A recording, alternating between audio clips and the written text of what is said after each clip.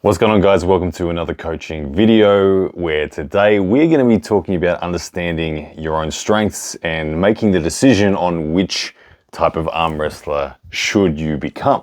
Now, that is a question that you will ask yourself many times. And look, the truth be told, if I reflect on the 11 and a half years that I have been an arm wrestler, I will realize very quickly that I have changed my opinion on who I am as an arm wrestler and who I wanted to be as an arm wrestler in respect to the shapes that I use on the table. So this is a little bit of the do as I say, not as I do, but at the end of the day, this is a constant evolution. And one of the most important things to recognize if you are in the pursuit of excellence in arm wrestling, or probably for any walk of life, you will quickly work out that it is all about trial and error. You will test things out and see if it works. If it does, you run with it until it stops working, and then if it doesn't, you change.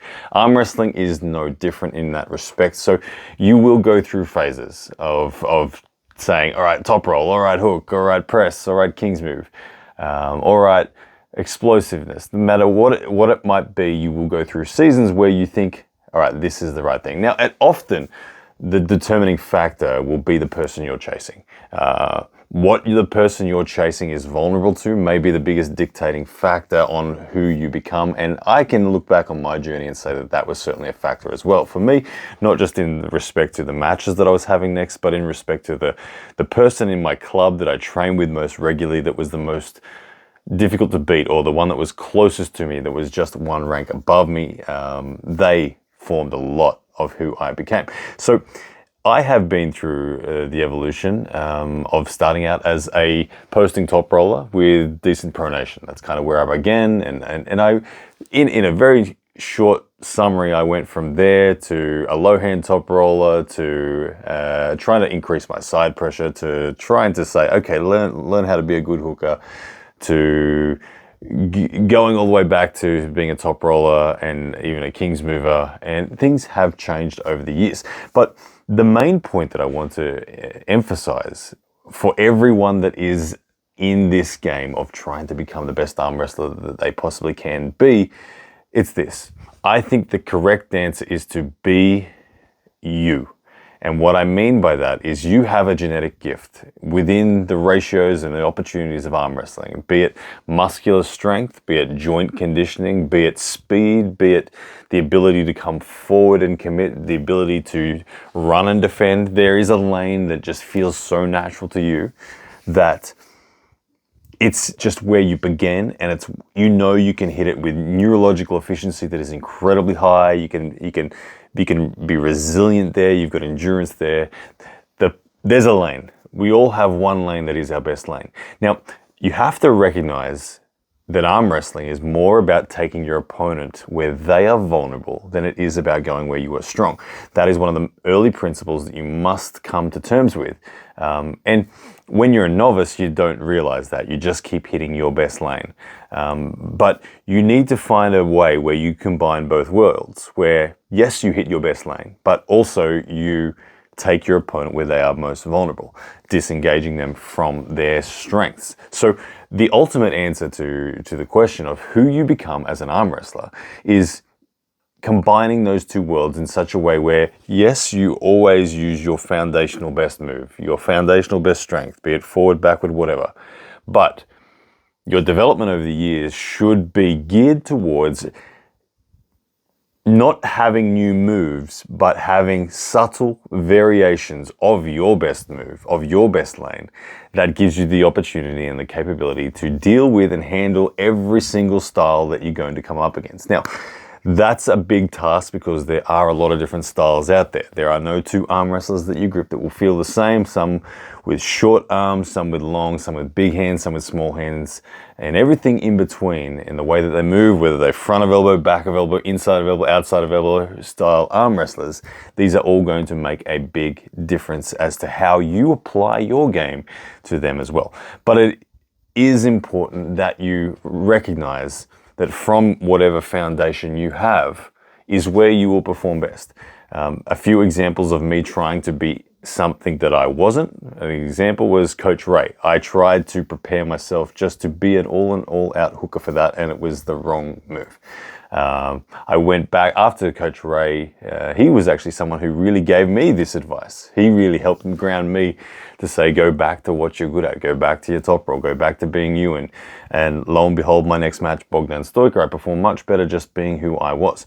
Now, this factor, although it is tempting to go and do other things, you need to stick with it. Now, when it comes to the training methods and all that sort of stuff, table time is going to be crucial for you to develop the understanding. My number one recommendation for you to achieve this is to ramp down your training effort levels. Yes, it's good to have 5 to 10 minutes in the first part of your training where you just go as hard as you can, because we want to get to that muscle exhaustion, that muscle fatigue. We want to get those physical gains actually happening through our physiology. That's great. But what you really do need to do is tone your table time down and start feeling patterns. The more you can feel patterns, the more opportunity you've got to map those movements. And mapping those movements is really the crucial thing, because when you look at somebody who is a brand new arm wrestler, I was coaching earlier this morning, I was looking at one of my students who had sent me video footage of his 2021 arm wrestling, and he looked strong. He had great moves, but he had gaps in his transitions, and those gaps are vulnerabilities, and those gaps are reasons why he will be out of a match. Filling those gaps with smooth, efficient, neurological pickup is the real key. I don't want you to ever think that you have to go into the gym and try to strengthen with heavy weight those transitional positions. That's not what I recommend. For me, my recommendation would be that you just actually ramp down your pressure in arm wrestling to the point where you can. So if it has to go down to 30%, then go to 30%. If it's 20, go to 20.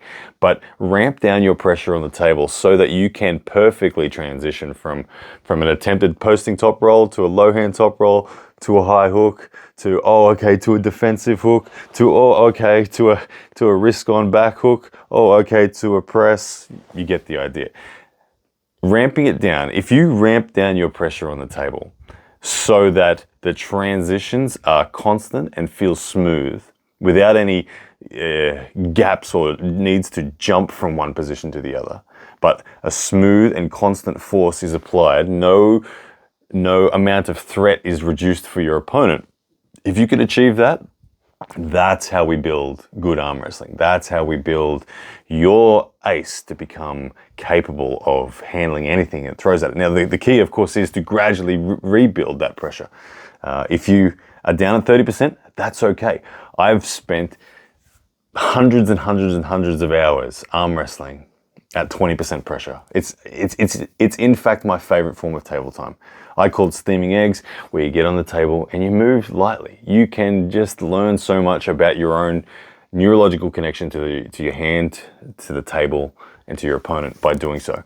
So that is my number one tip for how to build yourself into the arm wrestler you want to become. It'll also help you identify the movement patterns that you weren't even aware of. It'll help you build your conditioning gradually and gently, because at the end of the day, if you rush on trying to become an arm wrestler that you're not, you will flare yourself up, you will become sore. And like I said, this is a case of do as I say, not as I do, because we all know I have gone through many different styles of training, and I have gone through many different approaches, and I've been willing to get very sore, and I've had injuries, but look, here we are. This is the process that has led me to now having this understanding. And so if I can pass that on to you, that's fantastic. And if you can benefit from it, even better. Now, when it comes to gym specific stuff, there is, of course, thought there as well that you can go and transition or train your transitions and train different positions on the table. I know that one good strategy for specific match preparation is to identify in your mind the crucial area that will be the moment where the match is won or lost. In every single match that you grip up with somebody, there is a moment somewhere, there's a fight or a battle or a physical confrontation where, had you have won that moment, you'd have gone on to dictate the lane and gone on to win the match. But if you lose that moment, your opponent will do the same and take the win. So you can try to go into your mind in advance of a match and find that moment and then recreate that exact moment with a cable and a pulley and a handle and get stronger at that one moment. But the downside to that is fluidity. is not going to be present. The downside to that is your ability to transition into that exact strength may be lacking. Where of course the benefit is of that style of training, that you get to just increase genuine horsepower and genuine strength for that moment. So two kind of opposite ends of the spectrum in terms of how to approach it and how to build yourself to be the arm wrestler that you want to be.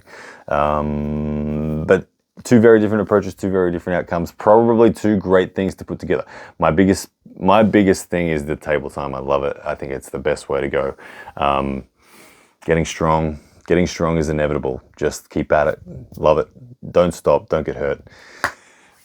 You'll get there. All right, guys. Hope you enjoyed that one. If you want to be part of the coaching, almost forgot, guys, do hit me up. There's a link in the description here as well. Hit me up.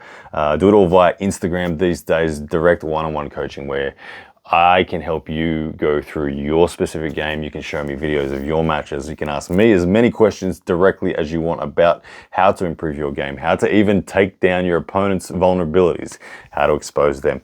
It's all available via Instagram. It costs $30 a month and you get unlimited access directly to me. The link for that is in the description, guys. I appreciate all of you. Hope you enjoy this one and we'll talk again soon.